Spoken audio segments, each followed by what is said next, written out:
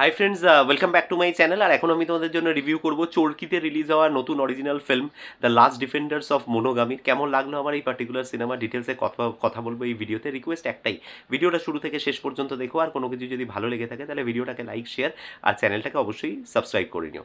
দেখো, প্রথমত হচ্ছে যে এখানে ফারুকি স্যারের কাজ তো একটা ডেফিনেটলি এক্সপেকটেশন থাকে যে আলাদা কিছু হবে, কারণ একজন বাংলাদেশের অন্যতম বলতে পারো যে এই বর্তমান সময়ের বরেণ্য একজন পরিচালক, এবং সাথে দেখতে পাওয়া যাচ্ছে চঞ্চল চৌধুরীকে। তো এটা একটা তো মানে আলাদা প্রাপ্তি। তো কেমন হলো এই সিনেমা, ডিটেলসে কথা বলবো। তো দেখো, প্রথমেই আমি যেটা বলবো সেটা হচ্ছে যে মোনোগামী বিষয়টা কি। তো সেটা হচ্ছে, তোমরা জানো যে মানুষের জীবনে যখন তার একটা সাংসারিক জীবন তৈরি হয় এবং সে একজনের প্রতি আর কি বলতে পারো যে সে কমপ্লিটলি ডেডিকেটেড হয়ে যায়, তাদের রিলেশনশিপের মধ্যে তৃতীয় ব্যক্তির কোনো প্রবেশ থাকে না।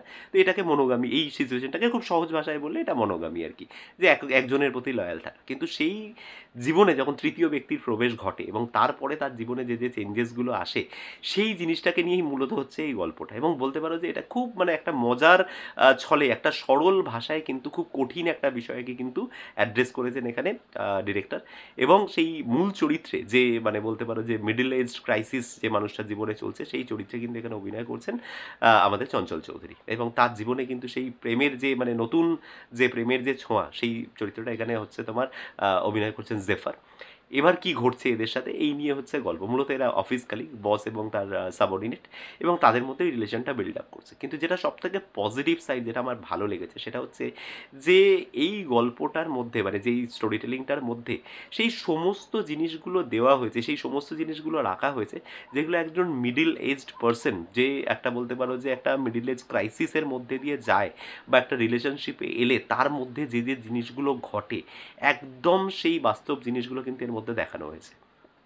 যে যখনই ধরো বয়সের থেকে অনেক কম বয়সের কোনো মানে মেয়ের প্রতি যখন দুর্বলতা তৈরি হয়, সেই দুর্বলতার একটা সময়ে গিয়ে বলতে পারো যে এরকম হয়ে যায় যে ভালোবাসার ভিক্ষা চাইতে হয়। তো এই জায়গাটায় কিন্তু সেই ব্যাপারটা তৈরি হচ্ছে। এখানে কিন্তু চঞ্চল চৌধুরীকে কিন্তু বহু সিনেই দেখা যাচ্ছে যে সে কিন্তু ভালোবাসার ভিক্ষা চাইছে, সে রীতিমতো কাঁদছে সেই ভালোবাসার জন্য। এবং মেয়েটি কিন্তু সেই মানে এক্স্যাক্টলি তার অপোজিটে কন্ট্রাস্টে গিয়ে সে কিন্তু রিলেশনশিপটাকে ডমিনেট করছে। এবং আবার কোথাও কোথাও গিয়ে ওভার প্রোটেক্টিভ হতে গিয়ে সে যখন মেয়েটির জামা কাপড় নিয়ে কোথাও এক জায়গায় বলতে পারো যে কমেন্ট করছে, সেটা তাদের রিলেশনশিপের মধ্যে একটা হিউজ চেঞ্জেস এনে দিচ্ছে। মেয়েটার মনোভাব বদলে যাচ্ছে ওই মানুষটার প্রতি। তো এগুলো একেবারে real life crisis, real life মানে সিচুয়েশন থেকে তোলা ঘটনা, এগুলোকে দেখানো হয়েছে, which is the best part of the film. এবং সেকেন্ড যেটা বলবো সেটা হচ্ছে যে এই জেফার বলে যিনি আর কি অভিনয় করেছেন ওই চরিত্রটিতে, সে এবং চঞ্চল চৌধুরী দুজনেই ইকুয়ালি ভালো পারফর্ম করেছেন, ইকুয়ালি ভালো পারফর্ম করেছেন। তো এই জায়গাটা কিন্তু মানে বেশ ভালো। এবং আরেকটা জিনিস যেটা বলতে হবে সেটা হচ্ছে এর মধ্যে কিছু টুইস্ট আছে, যে কী করে এরা রেড হ্যান্ডেড ধরা পড়ছেন, চঞ্চল চৌধুরী তার মানে ফ্যামিলির কাছে ধরা পড়ছেন, কীভাবে পড়ছেন সেটা বলবো না এখানে। সেটা একটা মানে বলতে পারো যে সবথেকে হাই মানে সবথেকে হাসির জায়গা এবং সবথেকে মজার জায়গা। তো সেটা এখানে আমি ডিসক্লোজ করবো না। ছেলেটি কীভাবে ধরা পড়ছে এবং মেয়েটি কীভাবে ধরা পড়ছে, এই জিনিসটা দুটো ঘটনার মাধ্যমে দেখানো হয়েছে। সেই দুটো হিলারিয়াস ঘটনা, সেটার জন্য কমেডি দুর্ধর্ষভাবে ওয়ার্ক করে এর মধ্যে। সেই জায়গাটা ভীষণ মজার। তবে ডেফিনেটলি মানে তাহলে কি সব ভালো হয়েছে ছবিটা? না। এই জায়গাটা আমার একটা জায়গায় মনে হয়েছে, সেটা হচ্ছে যে যতটা চঞ্চল চৌধুরীর মানে ব্যক্তিগত জীবনটাকে এখানে দেখানো হয়েছে, তার যে ফ্যামিলি লাইফটাকে দেখানো হয়েছে, এই রিলেশনশিপটাকে হ্যান্ডেল করতে গিয়ে তার ফ্যামিলিতে যে ক্রাইসিসগুলো দেখানো হয়েছে, সেগুলো যতটা ভালোভাবে দেখানো হয়েছে, সেইটা কিন্তু ওয়ার্ক করেনি হচ্ছে মেয়েটির ক্ষেত্রে।